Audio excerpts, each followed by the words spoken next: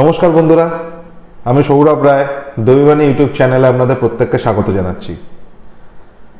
মে মাস 2021 সাল কেমন যাবে এই নিয়ে ভিডিও সিরিজ চলছে, রাশিফলের ভিডিও সিরিজ, মাসিক রাশিফলের ভিডিও সিরিজ। আজকের আলোচনা ধনু রাশিকে নিয়ে। ধনু রাশির মে মাস কীরকম যেতে পারে সেই বিষয়ভিত্তিক আলোচনা, ব্রিফিং আলোচনা। পার্সোনাল হরোস্কোপ কিন্তু দেখিয়ে নেওয়া দরকার, কারণ এই যে রাশিফলের যে আলোচনাটা হয় এটা একটা সার্বিক আলোচনা হয়। ইন্ডিভিজুয়াল ঘটনার ক্ষেত্রে কিন্তু ইন্ডিভিজুয়াল হরোস্কোপটা ভীষণভাবে আমাদের দেখা দরকার থাকে।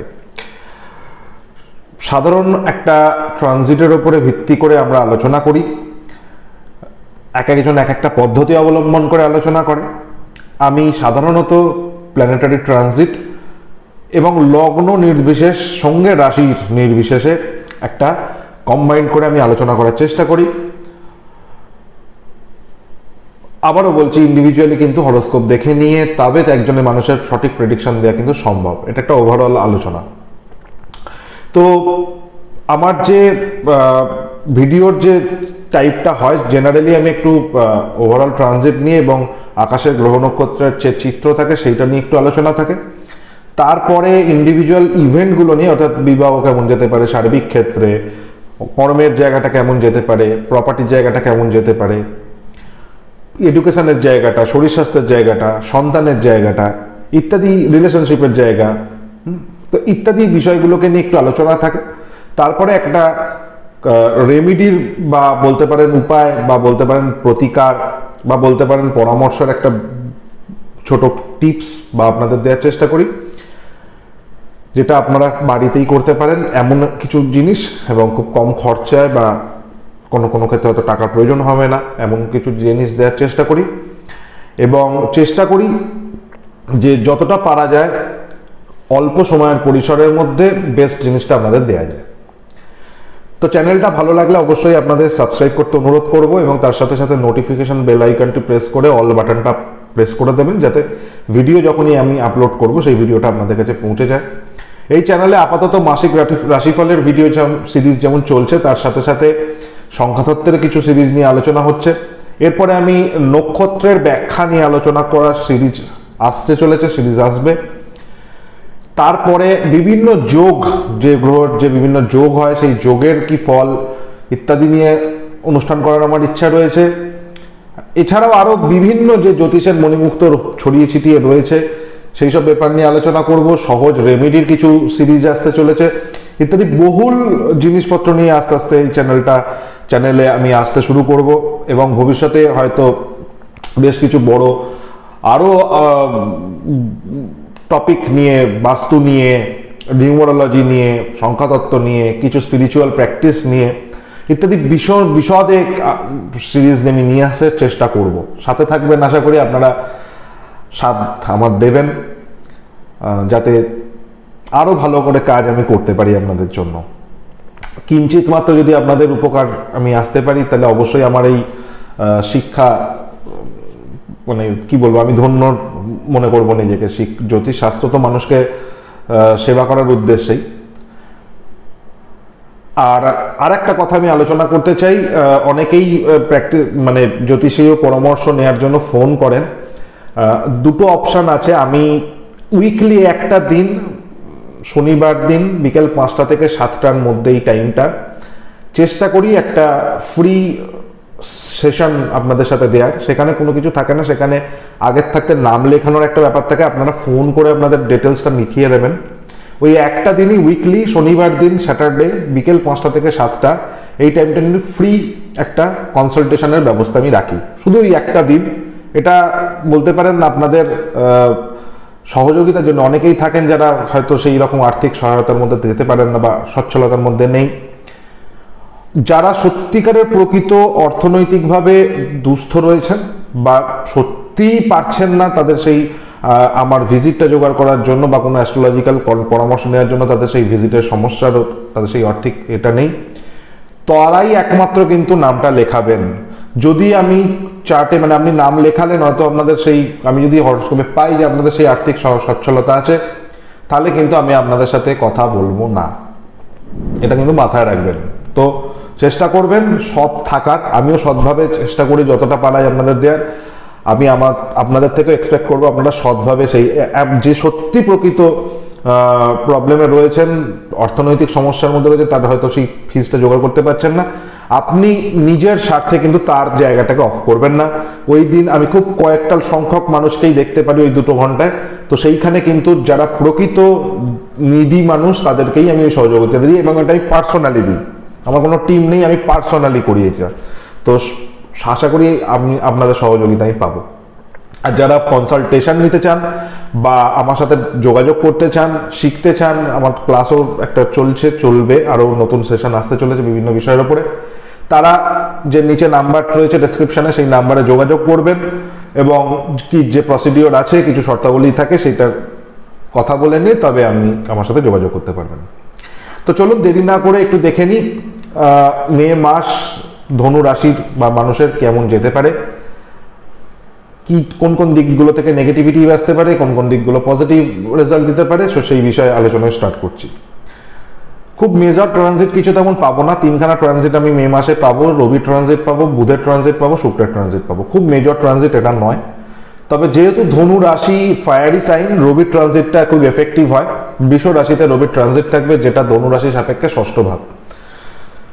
6th ট্রানজিটে ষষ্ঠভাবে রবির অবস্থান সাধারণত ইগোইস্টিক সমস্যা একটু নিয়ে আসে, শত্রুতার ক্ষেত্রে একটা সমস্যা নিয়ে আসে, আর পারিবারিক ক্ষেত্রে বাবার শরীর, বাবার হেলথের জায়গাটা একটা নেগেটিভ আনতে পারে, একটু সচেতন থাকার দরকার রয়েছে। এবার যদি আমি একটু আকাশের গ্রহ নক্ষত্রের চিত্র অনুযায়ী আলোচনা করি, ধনু রাশি সাপেক্ষে দ্বিতীয় আমি যে প্রথম গ্রহটাকে পাবো সেই গ্রহটার নাম শনি, দ্বিতীয় অবস্থান, দ্বিতীয় ভাবের অধিপতি দ্বিতীয় অবস্থান, শনির অবস্থান মকর রাশিতে।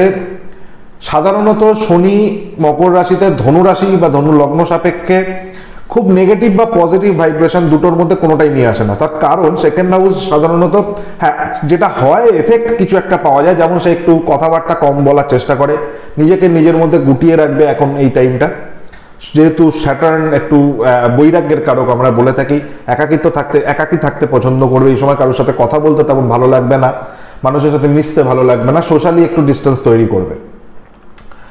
3rd অর্থাৎ কুম্ভ রাশিতে বৃহস্পতির অবস্থান পাবো, ধনু লগ্ন বা রাশির লর্ড বৃহস্পতি এবং 4th হাউসের লর্ড বৃহস্পতি, সে চতুর্থে থাকবে, সুখ স্বাচ্ছন্দ্যের একটা অভাব দেখা দেবে, বাড়িতে থাকতে মন চাইবে না, বা বাড়িতে পরিস্থিতি এমন থাকবে না যে সবসময় বাড়িতে থাকতে ইচ্ছে করে। পারিবারিক জায়গাটার ক্ষেত্রে একটা সমস্যা, বাড়ির ক্ষেত্রে একটা সমস্যা কিন্তু দেখা দেবে, বৃহস্পতি কিন্তু এই সময়টা একটু নিয়ে আসবে। গুরুজনদের থেকে একটু সমস্যা নিয়ে আসবে, গুরুজনদের প্রতি রিলেশনশিপ নিয়ে একটু সমস্যা হবে, গুরুজনদের প্রতি একটা রিলেশন নিয়ে সমস্যা হবে, তাদের সাথে কথাবার্তার ক্ষেত্রে তাদের সাথে একটা গ্যাপিং তৈরি হবে, তাদের সাথে ফ্রিকোয়েন্সি ম্যাচ এই মুহূর্তে আপনাদের করবে না। এরপরে যে গ্রহগুলোকে বলছি, কারণ রবিকে পাবো, শুক্রকে পাবো, রাহুকে পাবো এবং বুধকে পাবো, সবকটাকেই পাবো আমি বৃষ রাশিতে।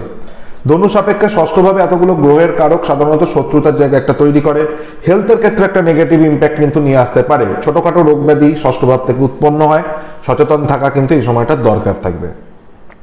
আর সাধারণত ষষ্ঠে এতগুলো গ্রহের প্রভাব একটু কর্মচঞ্চলতা বৃদ্ধি করে, অর্থাৎ রেগুলার বেসিস কোনো কাজকে করার একটা চেষ্টা ভেতরে ভেতরে ভেতরে ভেতরে কিন্তু নিয়ে আসে, যে কোনো ক্ষেত্রে, সেটা আপনার হয়তো কাজেই লাগবে এমন কাজ বা অকাজ, মানে আপনি হয়তো মানে কন্টিনিউ করার একটা প্রবণতা কিন্তু, অর্থাৎ আপনাদের রেগুলার রুটিন ওয়ার্কের মধ্যে কিছু কাজ অ্যাডিশন হয়ে যাওয়া, এবং তার প্রভাব আপনার লাইফে কিন্তু আসবে। আপনার অন্য এতদিন ধরে যে কাজ করে এসছেন সেই জিনিসটাকে ব্যাহত করে নতুন কিছু কাজের রেগুলার বেসিস সেই কাজকে করার ইচ্ছা এই সময় প্রবণতা বেশি হবে। তারপরে যে গ্রহটাকে পাবো সেই গ্রহটার নাম মঙ্গল, মঙ্গলকে পাবো মিথুন রাশিতে, সে সপ্তমভাবে মঙ্গল সাধারণত বৈবাহিক জীবনে সমস্যা নিয়ে আসে, বৈবাহিক ক্ষেত্রে একটা সমস্যা নিয়ে আসে। আর সপ্তমস্ত মঙ্গল রিলেশন, বিশেষ করে ম্যারিড লাইফের ক্ষেত্রে কিন্তু ভীষণ রূঢ় এবং ব্যবহারিক একটা জায়গা কিন্তু নেগেটিভ তৈরি করে, অর্থাৎ আপনি আপনার সাথে আপনার স্পাউসের সাথে হয়তো বিহেভিয়ার ঠিক করছেন না, তাদের সাথে মেন্টাল ম্যাচ যেমন হচ্ছে না, বিহেভিয়ারটার ক্ষেত্রে খুব বিহেভিয়ারের জায়গাটা কিন্তু খুব নেগেটিভ জায়গা কিন্তু ভাইব্রেশন দেয়। আর বৈবাহিক জীবনে ভীষণ সমস্যাও নিয়ে আসে, আর হেলথের ক্ষেত্রেও ছোটোখাটো সমস্যা নিয়ে আসে, সচেতন থাকা দরকার থাকবে। এরপরে কেতুকে পাবো আমরা বৃশ্চিক রাশিতে দ্বাদশে কেতুর অবস্থান। দ্বাদশে কেতু সাধারণত স্পিরিচুয়াল প্র্যাকটিসের ক্ষেত্রে ভালো রেজাল্ট দেয়, অকাল্টিজমের ক্ষেত্রে ভালো রেজাল্ট দেয়, কিন্তু যেটা সমস্যা দেয় হেলথের ক্ষেত্রে সমস্যা নিয়ে আসে দ্বাদশে কেতু। আর দ্বাদশে কেতু কিন্তু বৈবাহিক জীবনে আফটার ম্যারিটাল লাইফের ক্ষেত্রে একটা বাধা সৃষ্টি করে, দূরত্ব তৈরি করে নিজেদের মধ্যে, হাজব্যান্ড ওয়াইফের মধ্যে একটা দূরত্ব তৈরি করে। তো একটু সচেতন থাকা ধনুরাশি বা লগ্নের মানুষদের কিন্তু প্রয়োজন রয়েছে। তো এই ছিল আপাতত গ্রহগত চিত্র। এবার আমি একটু ইন্ডিভিজুয়াল ঘটনাগুলো নিয়ে আলোচনা করব। প্রথমেই আমি শরীর স্বাস্থ্যের জায়গাটা দেখব। বৃহস্পতি তৃতীয় অবস্থান লগ্নপতি হিসেবে খুব খারাপ আমি বলবো না এই সময়টা, কিন্তু কিছু কিছু সমস্যা, অর্থাৎ লিভার জাতীয় সমস্যা, এবং যেহেতু ষষ্ঠে অতগুলো গ্রহের প্ল্যানেট, নার্ভাস একটা প্রবলেম, নার্ভজনিত সমস্যা, হার্টজনিত সমস্যা, কিছু কিছু ক্ষেত্রে পারিবারিক সূত্রে কিছু রোগ যেগুলো ক্যারি হয়ে আসে সেই রকম কিছু সমস্যা, থাইরয়েডের সমস্যা, বেশ কিছু সময় ফেস মুখমণ্ডল জাতীয় কিছু সমস্যা ইত্যাদি টাইপের ছোটখাটো রোগ ব্যাধি কিন্তু লেগে থাকবে। যাদের হরমোনাল কিছু ডিসব্যালেন্স হয়ে যাওয়ার সম্ভাবনাও কিন্তু এই সময় আপনারা পাবেন। সমস্যা একটু সচেতন থাকবেন, কারণ গ্রহের চিত্রটা ষষ্ঠে এতগুলো গ্রহের প্রভাব ছোটখাটো রোগ ব্যাধি নিয়ে আসে, এবং সাধারণত রোগের উৎপত্তির কারক যেহেতু ছয়, অনেক রোগ ছোটখাটো এই সময় আপনাদের আপনাদের শরীরে কিন্তু তৈরি করে ফেলবে। একটু সচেতন এই সময়টা থাকা খুব দরকার। সপ্তমে মঙ্গল সাধারণত হেলথের ক্ষেত্রে একটা প্রেশার ক্রিয়েট করে, উচ্চ রক্তচাপের একটা প্রবণতা যেমন আনতে পারে, ব্লাড রিলেটেড কিছু সমস্যা, ইনফেকশন ইত্যাদি, ব্লাড ইনফেকশনের একটা ব্যাপার কিন্তু আসতে পারে। দ্বাদশে কেতুর অবস্থান হয়ে রয়েছে, এটা একটু অপারেশনের যোগ তৈরি করে। ছোটখাটো অপারেশন, খুব বড় মেজর অপারেশন নয়, ছোটখাটো কিন্তু অপারেশনেরও একটা যোগ এই সময় কিন্তু থাকবে। একটু সতর্ক থাকবেন। খুব বিরাট হয়তো কিছু প্রবলেম হবে না, কিন্তু সমস্যা একটা কিন্তু থাকছে, রয়ে যাচ্ছে।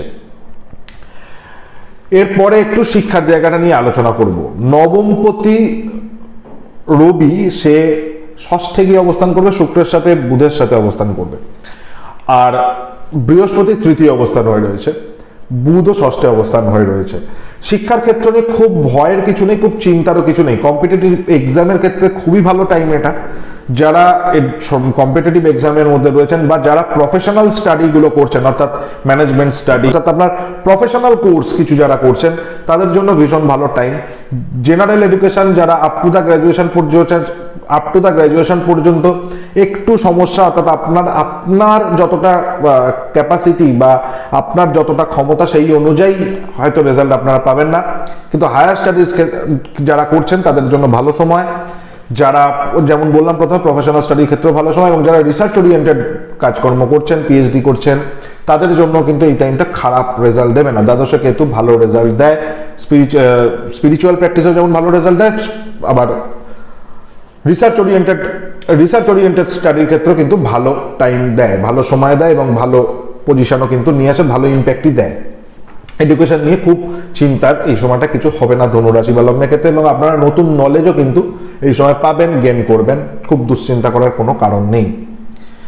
এরপরে কর্মর দিকটা নিয়ে একটু আলোচনা করব।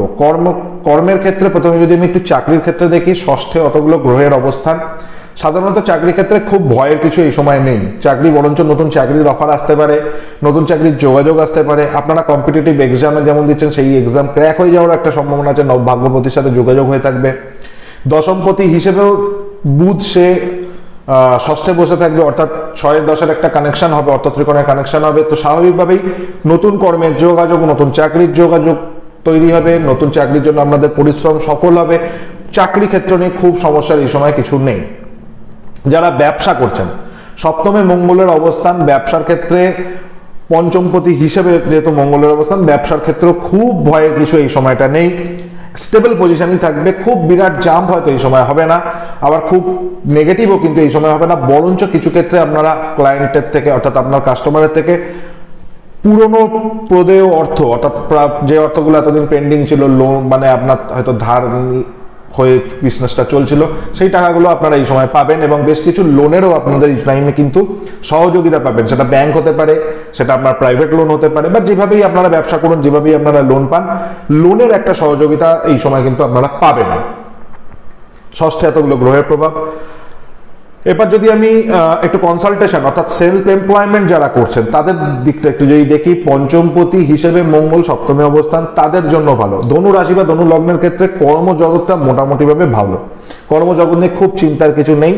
শুধু মাথায় রাখবেন আপনারা বিশাল ফিনান্সিয়াল গেন কিন্তু এই সময়টা হবে না। আমি শুধু ফিনান্স স্ট্রাকচারটাকে যদি দেখি, কর্ম নিয়ে খুব সমস্যা হবে না, কিন্তু ফিনান্সিয়াল গেনের ক্ষেত্রে একটা সমস্যা হবে। তার কারণ দ্বিতীয় শনি সাধারণত হিউজ মানিকে অ্যাকুমুলেট করতে দেয় না। ও কিন্তু আপনার খাটনি অনুযায়ী যত টাকা প্রাপ্য সেই টাকাটাকেই ও রাখবে, বাকি টাকাটাকে কিন্তু মার্কেটে ছড়িয়ে দেবে। মানে শনির কাজই হচ্ছে সে কিন্তু ভীষণ ন্যায় কারক, আমরা বলি ন্যায়ের প্ল্যানেট বলি। তো অনেক ব্যবসার ক্ষেত্রে অনেক কিছু আছে যে হয়তো আপনি আগে যে প্রোডাক্টটা 2 টাকায় বেচতেন, সুযোগে সদ্ব্যবহার করে আপনি হয়তো সেই প্রোডাক্টটাকে 5 টাকায় বেচেছেন, ও কিন্তু ওই বাকি 3 টাকাটাকে রাখতে দেবে না শনি। তো স্বাভাবিকভাবে আপনার কিন্তু ওই যে চলছিল যা অবস্থা সেইভাবেই চলবে, খুব বেশি টাকা এই মুহূর্তে আপনি ফিনান্সিয়ালি গেন করতে পারবেন না। বাট কর্মের জায়গাটা, কাজের জায়গাটা কিন্তু আপনাদের মোটামুটি ভালো টাইম এই সময়টা দেবে। এরপরে আমি একটু আলোচনা করব বিবাহের জায়গাটা নিয়ে। সপ্তমে মঙ্গলের অবস্থান, বিবাহ হওয়ার ক্ষেত্রে খুব ভয় বা প্রবলেম এই সময় হবে না। যারা অ্যারেঞ্জ ম্যারেজের জন্য ভাবনা চিন্তা করছেন, বিয়ের ক্ষেত্রে সমস্যা হবে না, বিয়ের যোগাযোগটা আসতে একটু দেরি হবে।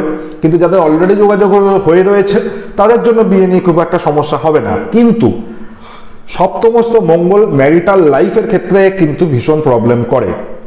শুধু সপ্তমস্ত মঙ্গল নয়, আরও বেশ কিছু ধনুরাশি বা লগ্ন সাপেক্ষে আরও অনেক রকম ক্রাইটেরিয়া রয়েছে, সেগুলো দেখার দরকার থাকে। বাট ওভারঅল যদি আমি বলি, তাহলে একটা ম্যারিটাল লাইফের ক্ষেত্রে কিন্তু খুব স্ট্রাগল বলতে পারেন বা একটা টেনশন বলতে পারেন কিন্তু থাকবে। অর্থাৎ ম্যারিটাল লাইফটা এই সময় খুব একটা ভালো যাবে না। বিয়ে যারা করতে চাইছেন, অলরেডি যাদের অ্যারেঞ্জ হয়ে রয়েছে তাদের জন্য অসুবিধা নয়।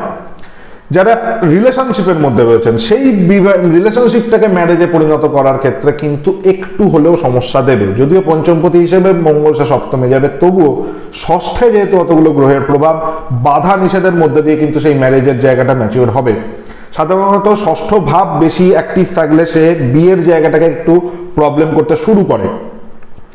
যেহেতু ওখানে রবির অবস্থান হয়ে রয়েছে, যেহেতু ওখানে রাহুর অবস্থান হয়ে রয়েছে, যেহেতু ওখানে শুক্রের অবস্থান হয়ে থাকবে, যেহেতু ওখানে বুধের অবস্থান হয়ে থাকবে, 4খানা গ্রহের একটা প্রভাব, অর্থাৎ ষষ্ঠ ভাবটাকে কিন্তু যথেষ্ট ভারী করে রাখবে এই টাইমটা।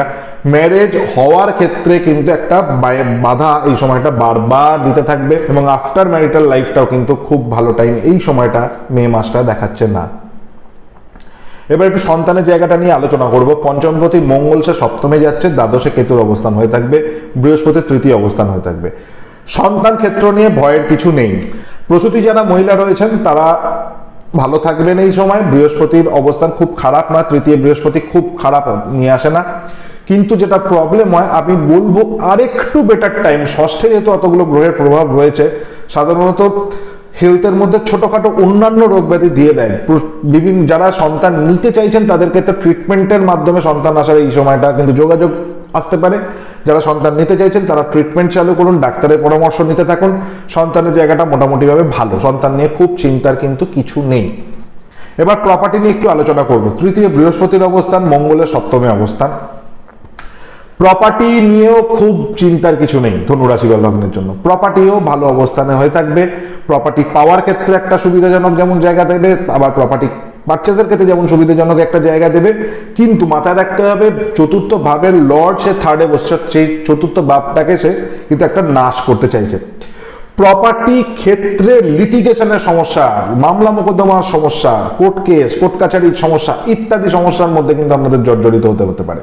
প্রপার্টি পারচেজের ক্ষেত্রে কোনো সমস্যা হবে না, কিন্তু যাদের অলরেডি প্রপার্টি রয়েছে এই টাইপের সমস্যা কিন্তু তাদের মধ্যে বারবার আসবে। নতুন প্রপার্টির ক্ষেত্রে খরচা হয়ে যাওয়া, লোন হয়ে যাওয়া, ইনভেস্টমেন্ট হয়ে যাওয়া, নতুন প্রপার্টিকে রিনোভেট করার জন্য খরচা হয়ে যাওয়া, নতুন প্রপার্টি পারচেস করার বদলে যে প্রপার্টিটা রয়েছে তাকে এক্সটেনশন করার জন্য একটা খরচা হয়ে যাওয়া। এবং শুধু খরচা নয়, সেটা করতে গিয়ে বিভিন্ন পেপার ওয়ার্কস নিয়ে সমস্যা, লিটিগেশন যেমন বললাম, মামলা মোকদ্দমা ছোটখাটো হয়ে যাওয়া ইত্যাদি ব্যাপারে কিন্তু সচেতন থাকা দরকার রয়েছে। ষষ্ঠে অনেকগুলো গ্রহের প্রভাব রয়েছে, ওটা লিটিগেশনের হাউস। যারা নতুন প্রপার্টি পারচেস করতে চাইছেন তাদের জন্য কিন্তু ভয়ের কিছু নেই। এছাড়া যারা গাড়ি ঘোড়া অর্থাৎ যানবাহন ক্রয় করতে চাইছেন তাদের জন্য খুব চিন্তার কিছু নেই, কিন্তু সপ্তমস্ত মঙ্গল অ্যাক্সিডেন্টের কারক, রক্তপাত বৃদ্ধি করাতে পারে। তো যারা গাড়ি ঘোড়া চালাবেন তাদের জন্য আমার একটা সতর্কবার্তা রইল, কিন্তু গাড়ি ঘোড়া পারচেজের ক্ষেত্রে 4 চাকা 2 চাকা ওপর কোনো বাধা নিষেধ এই সময় আপনাদের জন্য নেই। ওভারঅল যদি আমি দেখি ধনু রাশি বা ধনু লগ্নের ক্ষেত্রে ম্যারিটাল লাইফের ক্ষেত্রে একটা সমস্যা আর হেলথের ক্ষেত্রে একটা সমস্যা ছোটখাটোগুলো রয়েছে, বাকি মোটামুটিভাবে কিন্তু টাইমটা খারাপ যাওয়ার কথা নয়। বিশেষ করে কাজকর্মের ক্ষেত্রে, প্রপার্টির ক্ষেত্রে লিটিগেশনের ক্ষেত্রটা বাদ দিয়ে বাকি নতুন পারচেজের ক্ষেত্রে, ম্যারেজ হওয়ার ক্ষেত্রে এবং রিলেশনশিপের ক্ষেত্র আর সন্তানের ক্ষেত্রেও একটু সতর্কভাবে যদি টাইমটা কাটানো যায় মোটামুটিভাবে ধনু রাশি বা ধনু লগ্নের মানুষের কিন্তু খারাপ টাইম নয়। এবার আমি একটা ছোট রেমেডি নিয়ে আলোচনা করব, হোম রেমেডি এটা। ধনু রাশি বা ধনু লগ্নের মানুষ যারা খুব ম্যারিটাল লাইফের সমস্যার মধ্যে পড়ছেন, অর্থাৎ তারা চাইছেন যে তাদের জীবনটা একটু ঠিকভাবে অথচ ভালো হচ্ছে না, তারা তো কোনো ভালো জ্যোতিষের পরামর্শ অবশ্যই যেমন নেবেন। একটা ছোট হোম রেমেডি আমি বলছি, আপনারা করতে পারেন। দশকর্মার ভান্ডার থেকে লাল চন্দনের একটু গুঁড়ো নিয়ে আসবেন এবং একটা বাজার থেকে মেটে সিঁদুর নিয়ে আসবেন, যেটা ওই হনুমানজিকে আমরা দিই, সেই মেটে সিঁদুর নিয়ে আসবেন। এবার ওই মেটে সিঁদুর আর লাল চন্দনের গুঁড়োটাকে একত্রে মিশিয়ে বাড়িতে রেখে দিন। আপনারা মঙ্গলবার দিন সকালবেলা বা রাত্রিবেলা যখনই হতে পারে মঙ্গলবার দিন চেষ্টা করবেন প্রত্যেক মঙ্গলবারই করার, অন্তত যেন 3টে মঙ্গলবার আপনারা করতে পারেন। ওই লাল চন্দনের গুঁড়ো এবং মেটে সিঁদুরটা একত্রে মিশিয়ে সেটাকে একটা জলে গুলে একটা লিকুইড মতো একটু তৈরি করবেন। সেই লিকুইডটাকে প্রত্যেক মঙ্গলবার দিন আপনারা আপনাদের কপালের এই যে টিকা, আমাদের যে ফোরহেডের জায়গা, থার্ড আই যেটাকে আমরা বলি, অর্থাৎ দুটো ভুরুর মাঝখানে টিকাটাকে একটু রেখে দিন এবং সেটা একটু শুকোতে দেবেন। একটু টাইম লাগবে, ওটাকে নিয়ে রাস্তা যারা টিকা লাগানোর অভ্যেস নেই তাদের হয়তো অসুবিধা হতে পারে, কিন্তু যাদের টিকা লাগানোর অভ্যেস তাদের তো সমস্যা হবে না। এই টিকাটাকে আপনারা লাগান, রেগুলার লাগানোর চেষ্টা করুন। মঙ্গলের সমস্যা, মার্সের যাদের খুব বাজে এনার্জি কাজ করে শরীরে, তাদের কিন্তু নেগেটিভিটি অনেকটা কেটে যাবে এবং মে মাসটাতেও আপনাদের যারা বিশেষ করে ধনু রাশি বা লগ্নের মানুষের কিন্তু একটা রিলিফ আপনারা পেতে পারেন। যারা মহিলা রয়েছেন তারা টিপের বদলে এই জিনিসটাকে ইউজ করুন, ওই লাল চন্দনের গুঁড়ো এবং ওই মেটে সিঁদুরের একটা টিকা ছোট করে টিপের মতো করে আপনারা কপালে দিন। আশা করি এটা যদি আপনারা করেন দেখবেন মার্সের অনেক নেগেটিভিটি এই সময় আপনাদের কেটে যাবে, হেলথের ক্ষেত্রে অনেক নেগেটিভিটি এই সময় আপনাদের কিন্তু কেটে যাবে। আপাতত বিদায় নেওয়ার পালা। আজকের ভিডিওটা এইটুকুনি। চ্যানেলটি ভালো লাগলে অবশ্যই সাবস্ক্রাইব করুন এবং নোটিফিকেশন বেলটা প্রেস করে দেবেন, যাতে ভবিষ্যতে যখন আমি ভিডিও আপলোড করব সেই ভিডিওটা আপনাদের কাছে পৌঁছে যায়। এবং অবশ্যই ভিডিওটা ভালো লাগলে লাইক করবেন, শেয়ার করবেন এবং মানুষের কাছে পৌঁছে দেবেন, এই আশা করছি। আজকের মতো বিদায় নিচ্ছি, নমস্কার।